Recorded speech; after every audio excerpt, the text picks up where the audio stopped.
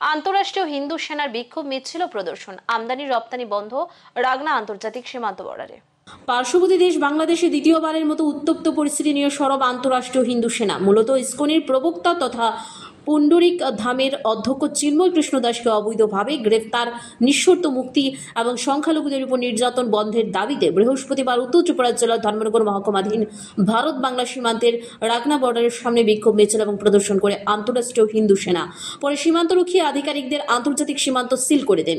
সীমান্তরক্ষীর তরফে আন্তরাষ্ট্রীয় হিন্দু সেনাকে আশ্বস্ত করা হয়, রাগনা সীমান্ত দিয়ে মানুষ আসা যাওয়া ছাড়া সকল পণ্য আমদানি রপ্তানি বন্ধ করে দেওয়া হয়েছে।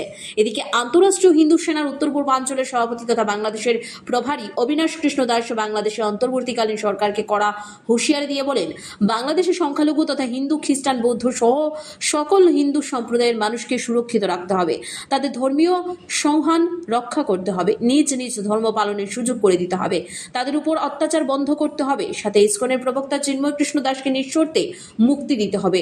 তিনি আরো বলেন, ইতিমধ্যে 59 জেলায় কৈলাসহর এবং রাগনা আন্তর্জাতিক সীমান্ত দিয়ে আমদানি রপ্তানি বন্ধ করে দেওয়া হয়েছে। যদি বাংলাদেশের অন্তর্বর্তীকালীন সরকার সংখ্যালঘুদের উপর নির্যাতন বন্ধ না করে, তাহলে আগামী দিনে দেশের অন্যান্য আন্তর্জাতিক সীমান্ত দিয়েও আমদানি রপ্তানি বন্ধ করে দেওয়া হবে। সাথে বৃহত্তর আন্দোলনের হুঁশিয়ারি দিয়েছেন হিন্দু নেতা। আমাদের এই অখণ্ড রাষ্ট্রীয় হিন্দু সেনার পক্ষ থেকে আমরা ভারতব্যাপী ডাক দিয়েছি। কৈলাসহরে বন্ধ হয়েছে এবং আগামী 2 তারিখে পেটাপুল বর্ডারও বন্ধ হবে এবং সেখানে আন্দোলন চলছে।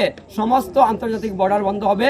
আর ভারত সরকারের কাছে আমাদের করজোড়ে মিনতি, ভারতের হিন্দু সংগঠন হিসাবে নরেন্দ্র মোদীজির কাছে আমরা করজোড়ে প্রার্থনা করছি, যতদিন পর্যন্ত বাংলাদেশে হিন্দু সুরক্ষা প্রদান হচ্ছে না, ততদিন পর্যন্ত ভারত থেকে যেন একটা পণ আর বাংলাদেশে না যায়, সেই ব্যবস্থা যেন সরকার করে। সরকারের কাছে আমরা মিনতি রাখছি। আজকে কোন বর্ডার বন্ধ হলো? আজকে যে বর্ডারটা হয়েছে এটা ইয়াকুবনগর সাইটের রাগনা চেকপোস্ট বলা হয়, যেটা দিকে বটুলি এবং ফুলতলা, জুড়ি, কুলাউড়া এবং মুলইবাজারকে সংযুক্ত করেছে।